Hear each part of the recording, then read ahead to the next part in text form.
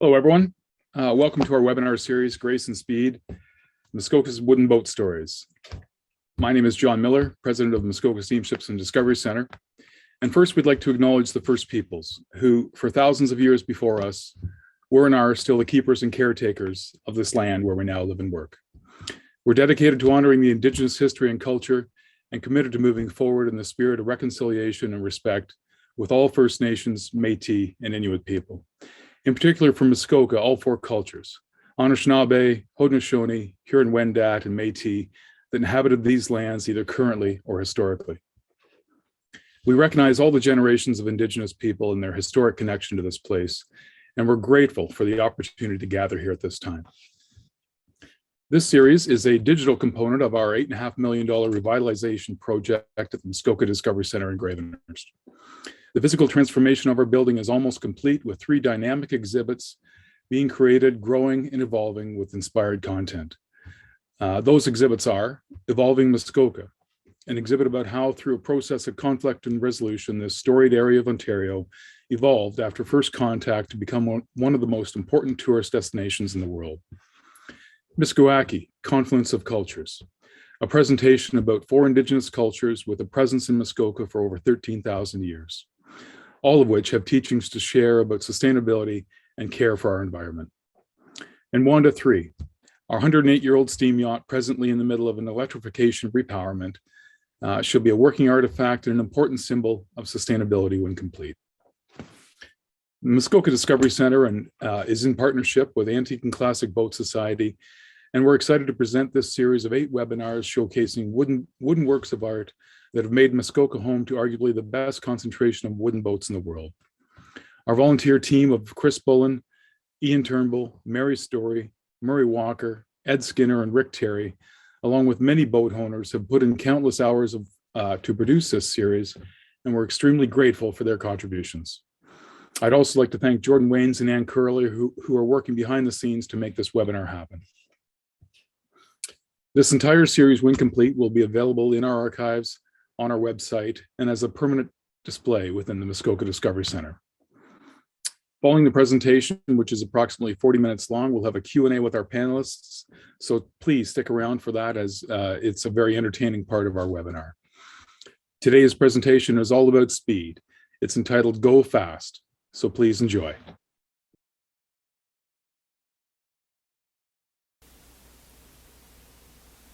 Hello again, good to be back with you for episode 5, brought to you by the Muskoka Steamship and Discovery Center and the Antique and Classic Boat Society, Toronto. Setting the stage for this episode on race boats, let's start by looking at the way early gas engine powered boats looked about 1907 in Muskoka. You saw this picture in episode 3, but it's worth repeating. It's at Port Carling in 1907. With ladies in their finery, hope it wasn't a hot day, and a few white-hulled motorboats at the dock. Gas engines in motorboats in Muskoka had been around for less than a decade. Here in the same location is the motor launch Wyvern in front of the Johnson livery. She's likely an early ditchburn. Notice the water line on the white hull, or is it really a water line? It could be the reality of boating at the time. Early engines had a habit of shedding a little oil into the bilge, and the bilge water was pumped into the lake. Just maybe that dark line came from stuff floating on the surface of the lake. And this is a fun picture of an unidentified powerboat going relatively fast in the early years in Muskoka. These pictures remind us of how boats looked about a century ago. But now let's move to the world of powerboat racing in about the same period, but across the Atlantic in England. This is a picture of Dorothy Levitt in 1903 in a boat that looks a little like the boats of Muskoka in that decade. She is pictured here having just won the inaugural Harmsworth Trophy in Britain, driving the 75 horsepower gasoline engine powered Napier speedboat, a displacement hull that pushed the water aside to make headway. The boat won the race with a speed of 19.5 miles per hour. The Harmsworth Trophy in 1903 was the first international speedboat race between nations and over the years has been won by the United Kingdom, USA, Italy, Germany, and Canada. Taking a quantum leap forward about half a century, here is a picture of Miss Supertest 3, which won that Harmsworth Trophy in 1959, 1960, and 61, averaging 116 miles an hour, a little faster than the Napier's 19.5 miles an hour in 1903. She is a hydroplane design riding on sponsons, which lift the boat from the water surface so that it essentially rides on a cushion of air. It helps that her engine is a 2,000 horsepower Rolls-Royce Griffon.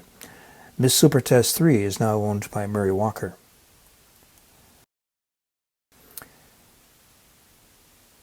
This slide lists many of the international speedboat races of the last century.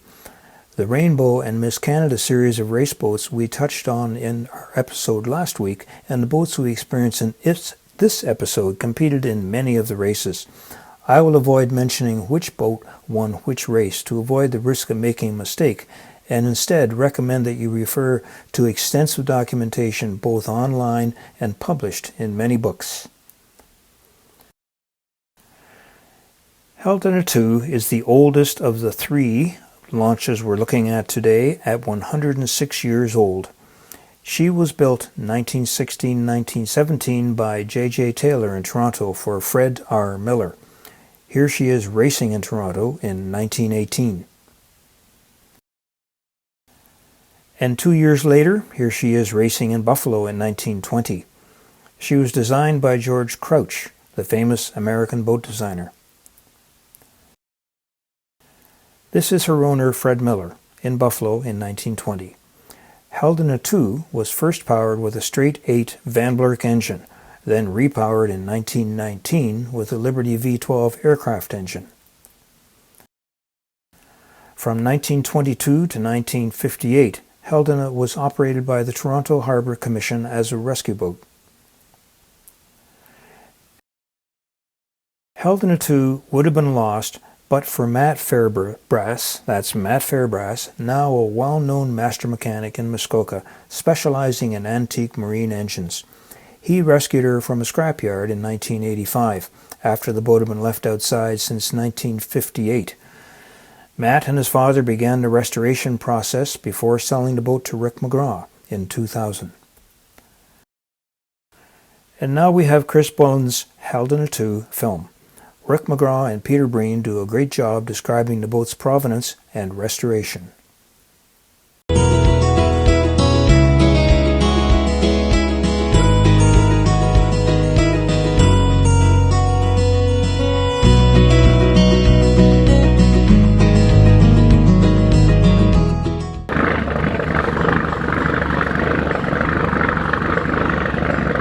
I'm sitting here with Peter Breen, who Peter restored the Heldena as we see it today.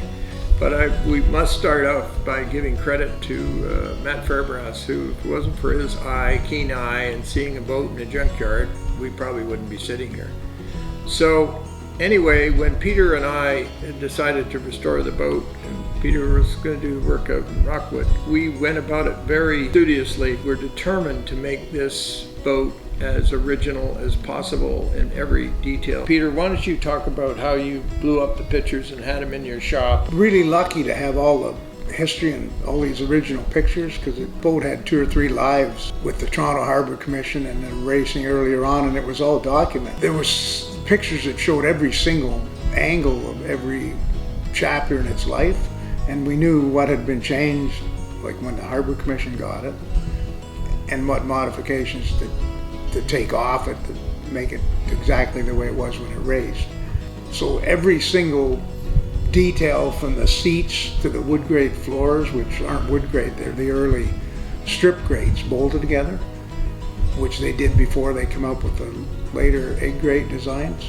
The decking, how butt-faced and book matched, and incredibly difficult to make with all the crowns in that. Yes, that and they deck. Because it's a race boat, they didn't bother with seams and grout. They kept the decks thin and then just screwed them with bungs. keep it simple and light. All book match, all original, all of the combing boards, even the decals on the combing boards that it had when it raced. We still don't know what the one means, but it's some kind of Toronto Harbour Commission licensing system that they had. We knew exactly what was on there and how to duplicate it, but even some of that stuff we couldn't trace, but very little. So we got this restoration done in about 2.5 years, and then we launched the boat at the 2003 Antique Classic Boat Society boat show. We had it running, but it took us at that time two people to start it because we were not set up properly, and we worked over the next 5 years to get it actually to run smoothly and properly and reliably, and so that I could take the boat out by myself without Peter's help. Finally achieved that. It was a labor of love. It's a wonderful engine to work with, and but Peter's so mechanical, we were able to make a lot of adjustments because there's nobody to ask. There's nobody to ask about this, you know. It's that rare. So you have to has to be a labor of love because there's nothing easy. There's no open the box and plug it in here, plug and play, nothing like that. No, the cylinders, for a little story, the cylinders were, after the war, and they were war surplus engines, different industrial people used them. So the cylinders were actually designed by mining companies in South Africa to rework the engines and use them as like pig irons to run generators and machinery. So that's actually where the cylinders actually Well, eventually the cylinders came. The first ones were tin. the original ones were tin. Yeah, and then we got the cast iron ones that make it now pretty much bulletproof. This is really not for the faint of heart to keep a Liberty aircraft engine running. As far as I know, it's the only Liberty engine running in Canada. It's the oldest race boat in Canada, and it's got a very, very storied past. And when you're working on the Liberties, all the information you get is hand-me-down. None of the guys that worked on them are alive. So a lot of the information you get, you find out the hard way that it's not really accurate. So everything you do, you end up doing 2 or 3 times before you realize, hey, here's how it's supposed to work. Let's talk about Fred Miller, who is the owner of this boat, for a minute. Fred is really a famous Canadian industrialist, a great Canadian who built this boat as an executive launch to tour the Toronto Harbour looking for business and meeting customers. And then he discovered he could race it. And then through the course of his time in business, he made connections. And so he was able to get the Liberty, and he put the Liberty in the boat, replaced a Van Blerk, and he started to race and win. And that's when in 1918-19 he was a Canadian champion. And there's some story out there that it's the most raced boat ever in that period because he just used that one boat and raced it all the time. Other guys were getting new boats and racing them, but he did very well with that boat for about 3 years.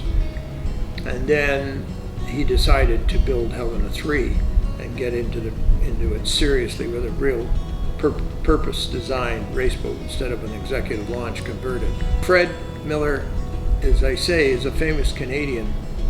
He was one of the first of 3 TTC commissioners. He organized to have the tracks built, double tracks up Yonge Street to carry the first mechanized TTC vehicles, replacing the horse and buggy stage.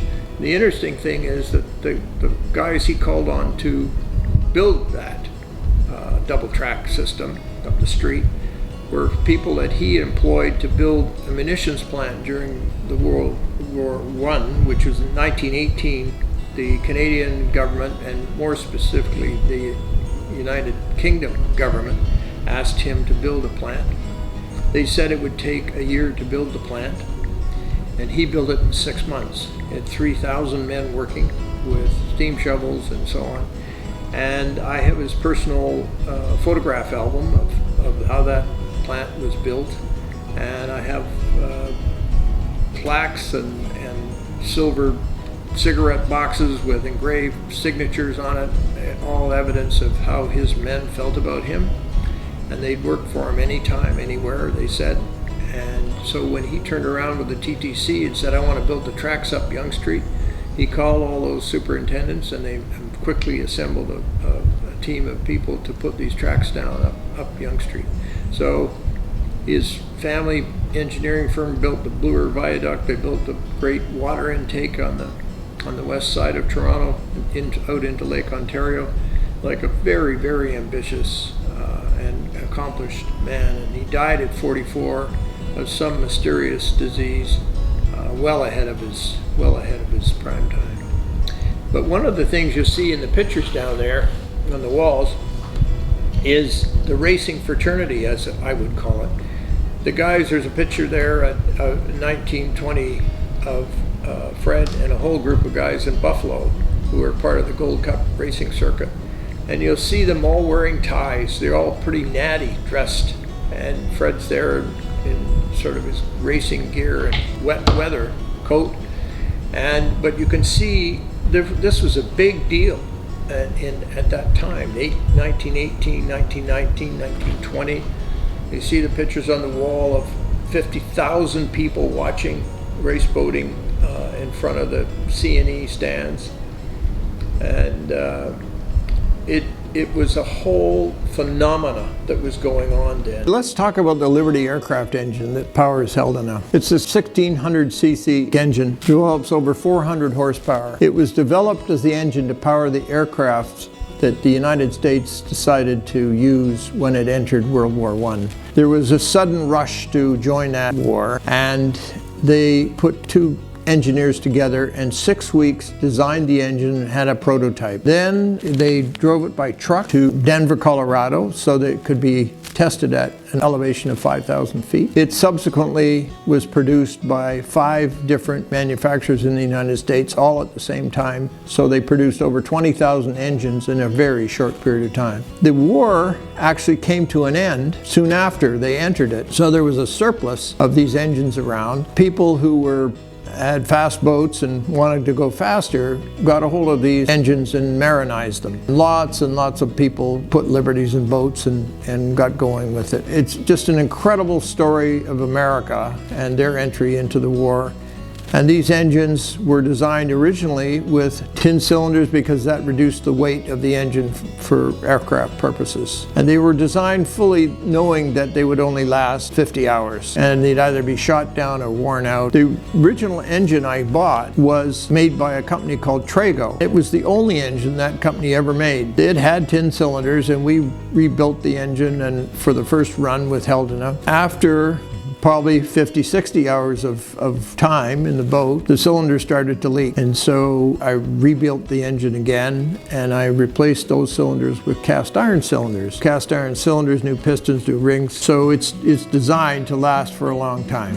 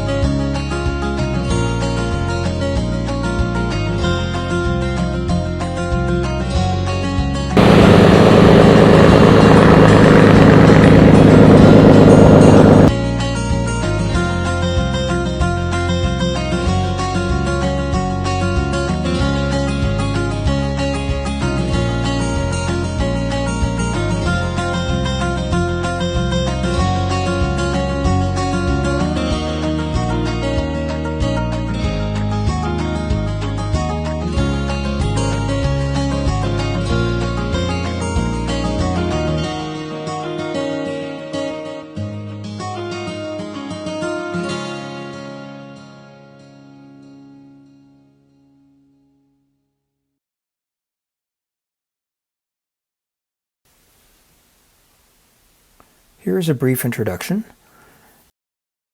to Clarie 2, 1920 Hutchison raceboat, 35 feet long, built for businessman Alf Rogers of Toronto by Bert Hutchison of Alexandria Bay, Thousand Islands in New York. She raced in the Great Lakes Gold Cup race in 1920-21, and for the last 4 decades has been located on Lake Muskoka. This year, Clarie 2 is 102 years old. This image demonstrates that even though the boat doesn't have a windshield, Murray Walker just has to stand to experience the joy of speed on a hot, sunny day. Throughout this series, I've tried to include images of the long decks on the boats that we have featured. Clarie 2's long deck is superb in form, fit, and finish.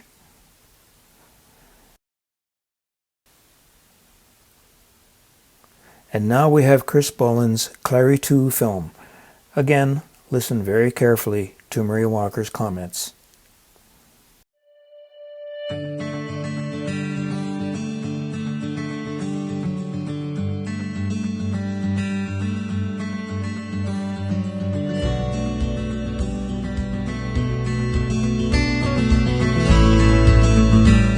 Clarie 2 is an interesting boat that was built for a gentleman in Toronto named Mr. Alf Rogers. Clarie 2 was built for the Great Lakes Gold Cup Series, which was a series of races that was held between Toronto, Detroit, and Buffalo. And it was a displacement class. That is the kind of boats that don't go up on top of the water, but rather cut through the water. Clarie 2 was built in Alexandria Bay, New York by a former Canadian named Bert Hutchison, and was shipped to Toronto as a brand new boat and raced extensively for the season in 1920 and I believe part of 1921. But Clarie 2 didn't win the races. It came, I think, second or third. So the family went on to build Clarie 3, which did win the 1922 series of races, but they retired Clarie 2 to Lake Simcoe, where it stayed until I was able to purchase it over 40 years ago. It's been a real family favorite since then because it's a great boat for taking lots of people out in. For a boat of 35 feet, it's actually quite easy to drive.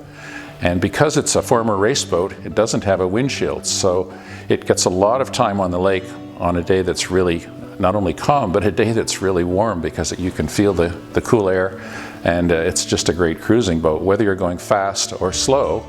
And in our case, most of the time is going slow and just enjoying the Muskoka waters.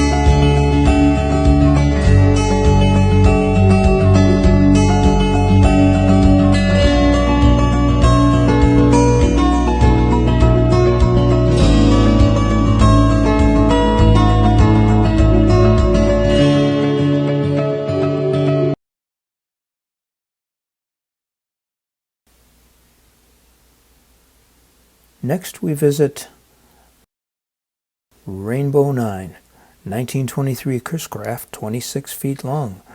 Jesse Vincent was an American aircraft, marine, and automobile engine designer, famed in part for his role in developing the Liberty V-12 aircraft engine in World War I. He commissioned Chris Smith to build the raceboat that won the speedboat championships in the early to mid-20s. Harry Greening brought the boat to Muskoka in the early 30s. He would have known the boat well, having raced against it in the 20s in his Rainbow 3. Here's Rainbow 9 running flat at speed. And Rainbow 9's long deck. And the beautiful flare of her bow. And now here is Chris Bullen's Rainbow 9 film. Again, listen to every word Murray says.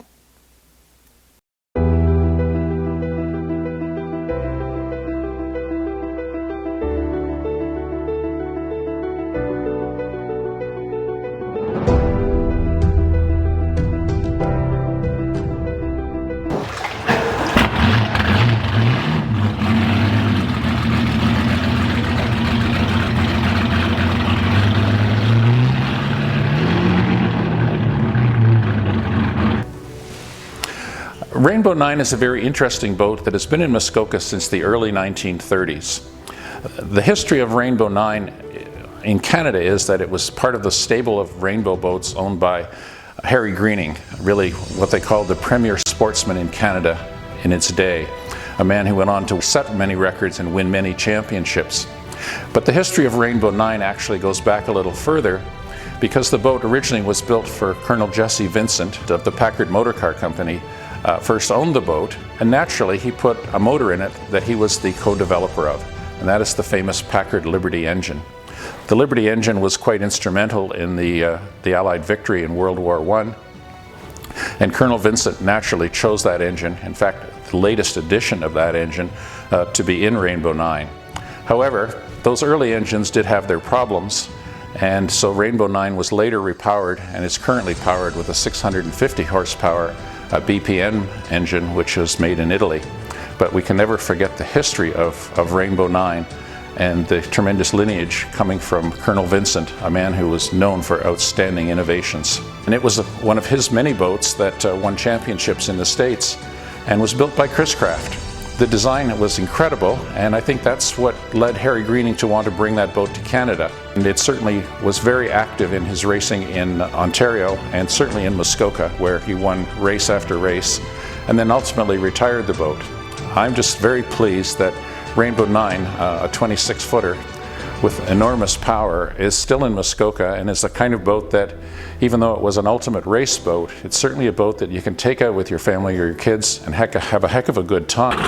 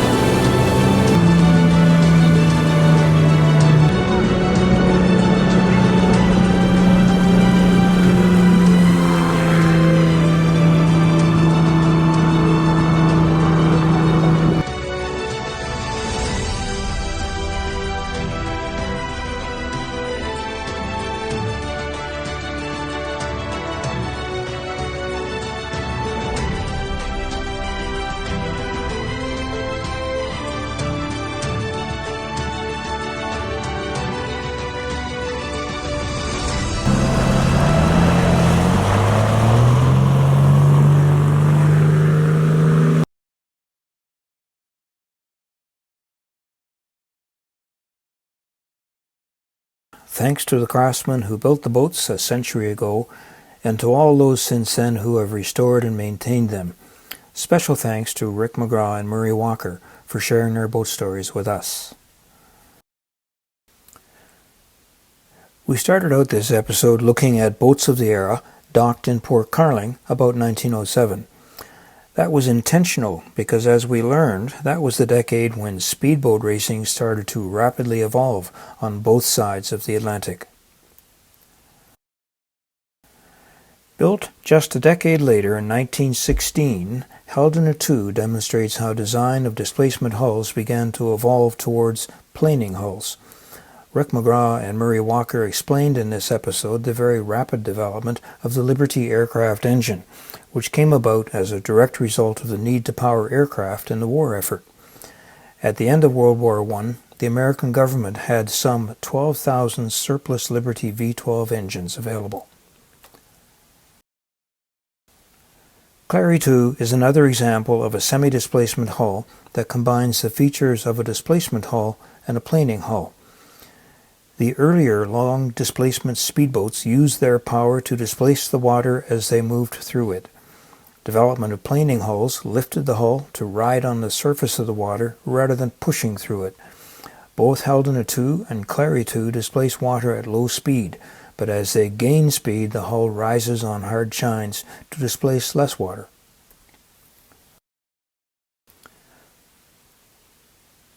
Rainbow 9's hull at speed rides largely on the surface of the water. This period in speedboat racing history witnessed rapid change thanks to advances in hull design by the likes of George Crouch and John Hacker, along with development of engines in the automobile industry. This is not a great picture, but it's semi-displacement speedboats racing on Lake Rosso at the Muskoka Lakes Golf and Country Club. It would be about the 1920s, and if you have sharp eyes, you'll see Eaton's motor yacht Kawandag in the background taking in the action. As we've already learned, Muskoka Lakes was a testing ground for Harry Greening and Harold Wilson, with their respective series of racers built here. Impromptu races were not uncommon, and this may have been one of them, taking place on Lake Muskoka with the Beaumaris Hotel in the background.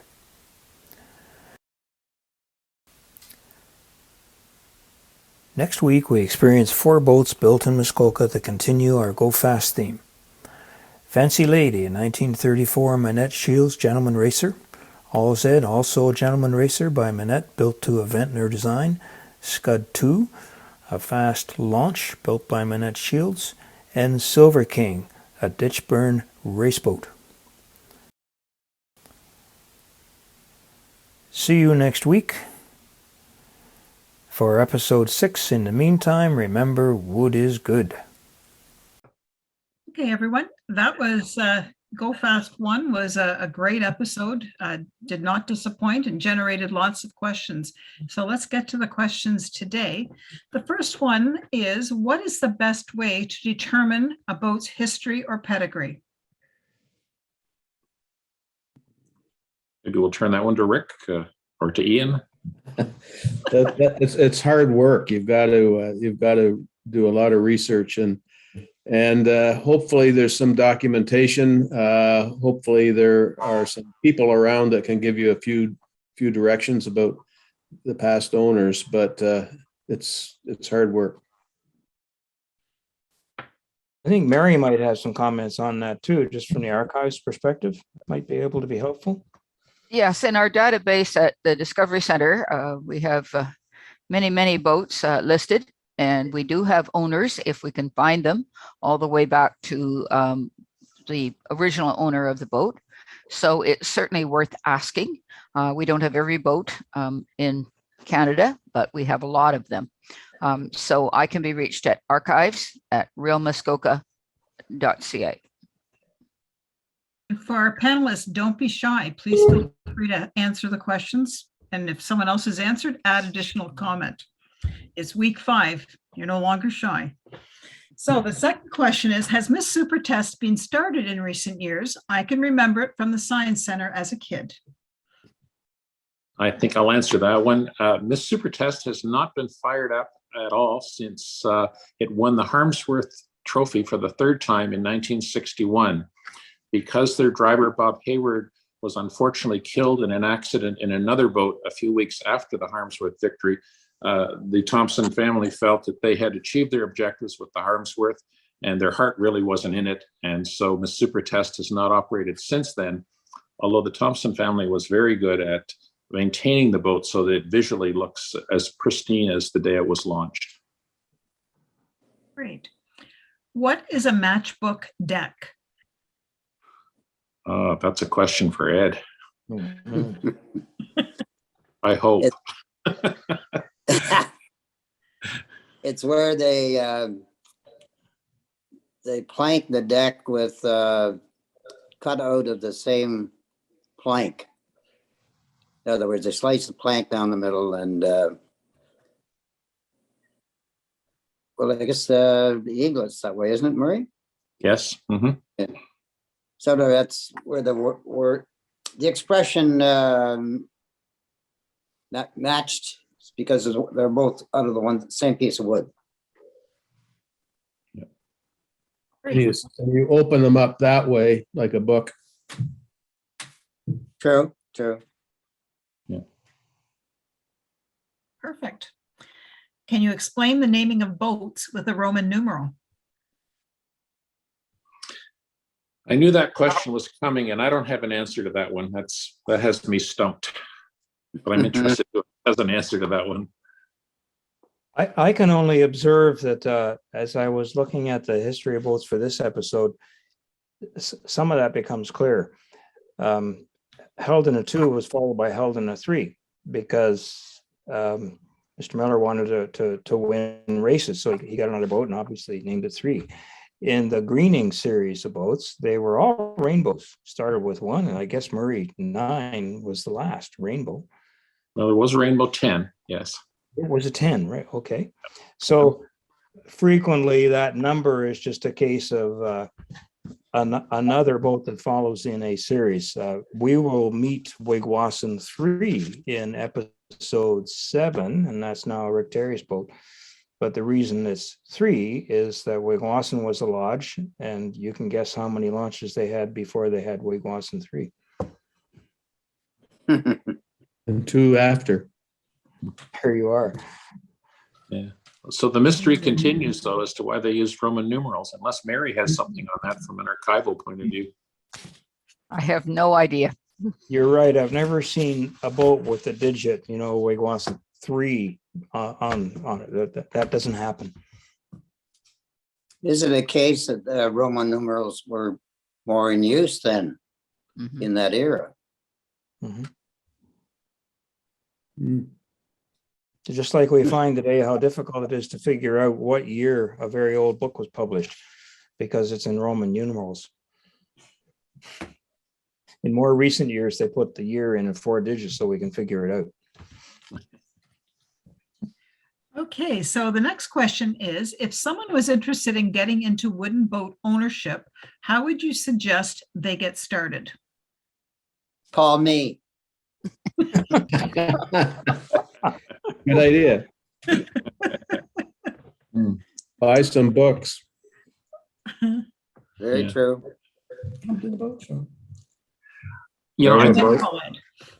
I think people, in addition to reading the books and so on, I mean, there are so many people around that are wooden boat owners, and then there are those people that really have a depth of knowledge. Rick and Ed and Ian are classic examples of that, and Chris as well. It's so good for a person who's just getting into that field to talk to people who really know. I know if I was getting involved with a hobby that I'm not familiar with, for example, like car collecting, I would search for the kind of people that I could acquaint with to learn more about specific cars, and then decide what I wanted to collect. And I think in the case of a wooden boater, I think they'd be well served. And probably to start off with, a boat that's already been restored would make life a little easier and a little more enjoyable. And just to give some encouragement to that thought, Murray, most boat owners are quite happy to talk about their boats and both what's good and what they haven't enjoyed, what they have enjoyed.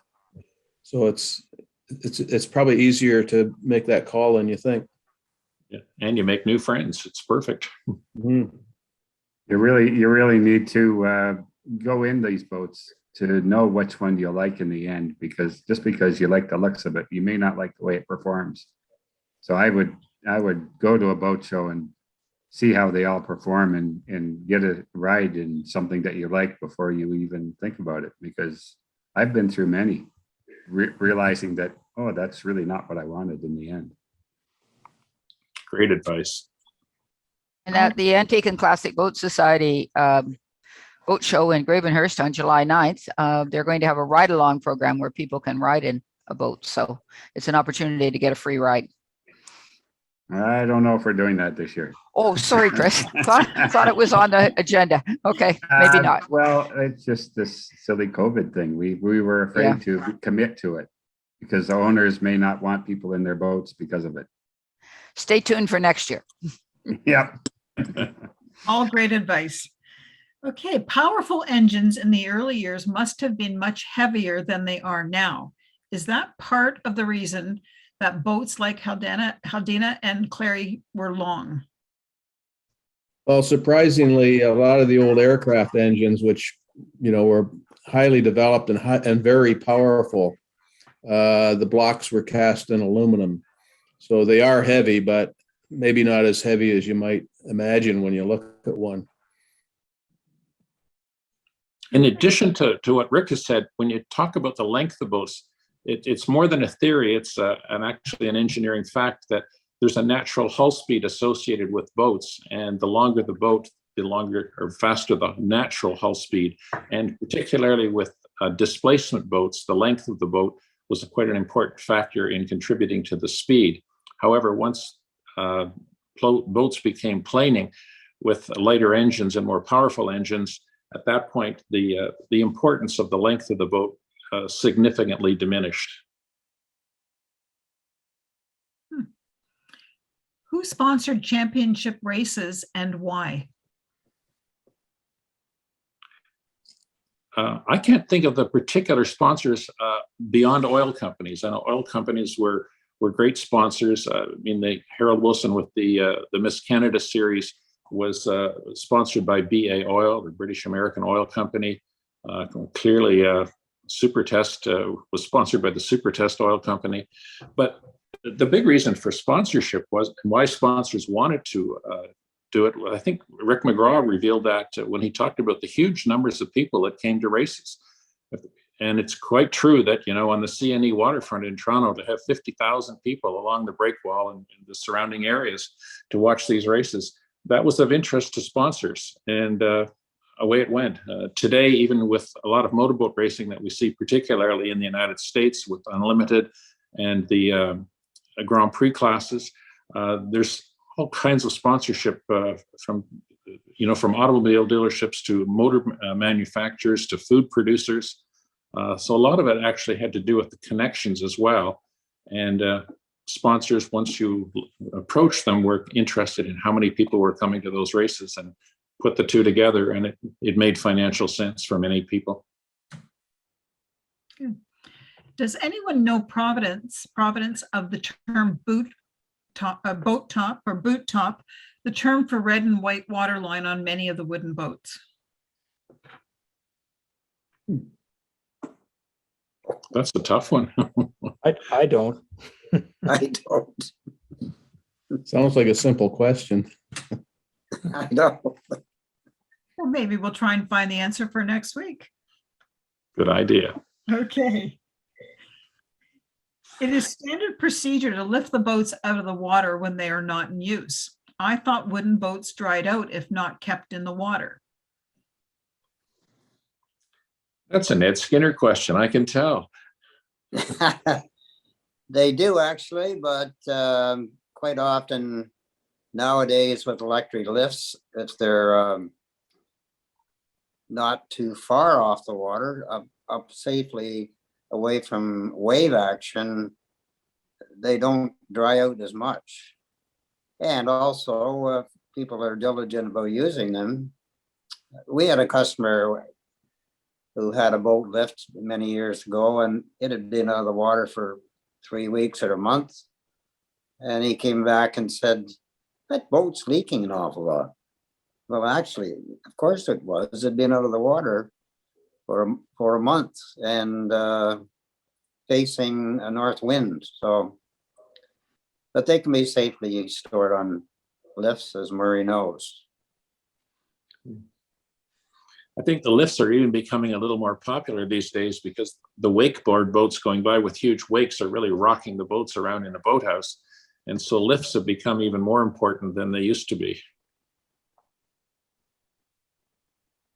And if you're not going to be, if you're not around to kind of supervise what's going on, and it's just a good idea, I guess, to keep the boat safe. So the next question is, how messy were the exposed valves of the Liberty engine? Did oil spray everywhere? Well, they're not as bad as you'd think, but they were a leaky affair. a lot of the old engines. We had one at Grayson Speed, as you remember, that did throw a lot of oil around, but the Liberty was as refined as it could get, I guess, in those days. But Murray, or Clarie, was, when you first got it, it was lined with copper on the inside of the engine hatch, right?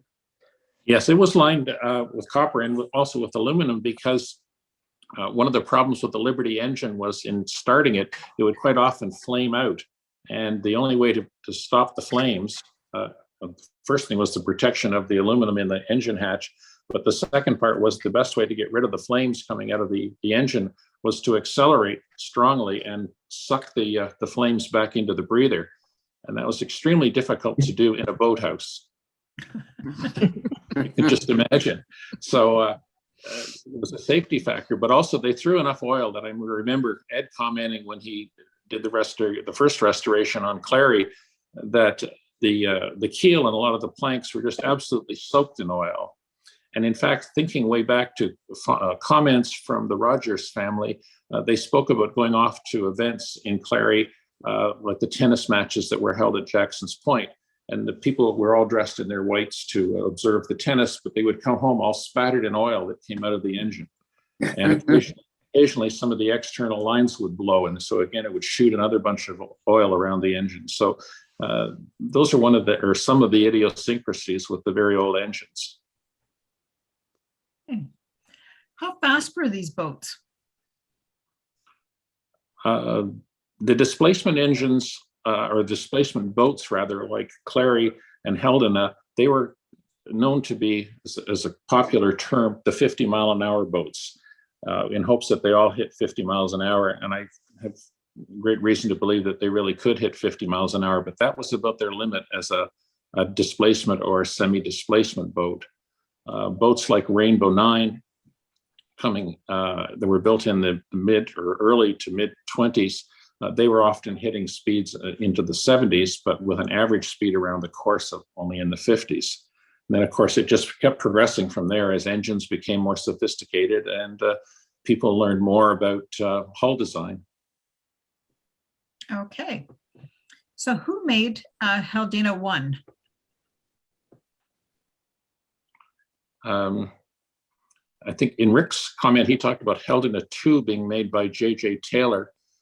There was some discussion about whether Heldena 1, and I wish Rick was here to comment on this because he's probably researched it, but I remember something about it being made by the Canadian Beaver Company that was operated by a man named Herb Odell in the Toronto area. There were only several, what I call significant boat builders that could handle large engines.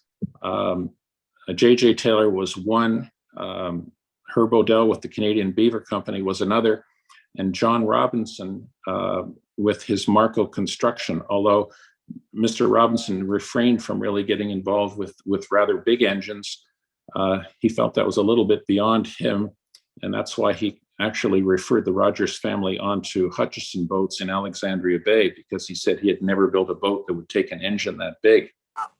Incidentally, Mr. Robinson actually won in the mid-teens. He won and raced the Hamilton Bay Championship, averaging 14 miles an hour.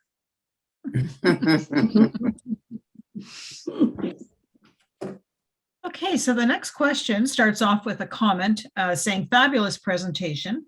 They're intrigued by the size of the boats and the respective engine sizing, but what speeds were recorded both then and now that they have now been repowered? I guess I can comment on Clarie being a boat that would approach 50 miles an hour today, because it has a smaller engine.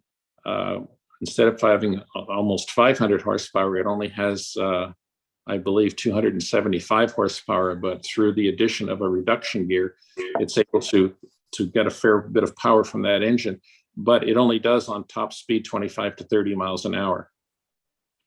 Rainbow 9, on the other hand, having a 500 horsepower Liberty engine in its day, and now having a 650 horsepower V12 BPM, it'll go the same speed, but not really any faster than it did in its day, because the limiting factor now is the friction and the limitations of the hull design itself. So no matter how much power you throw at it, it's really not going to go any faster than it did in the 1920s.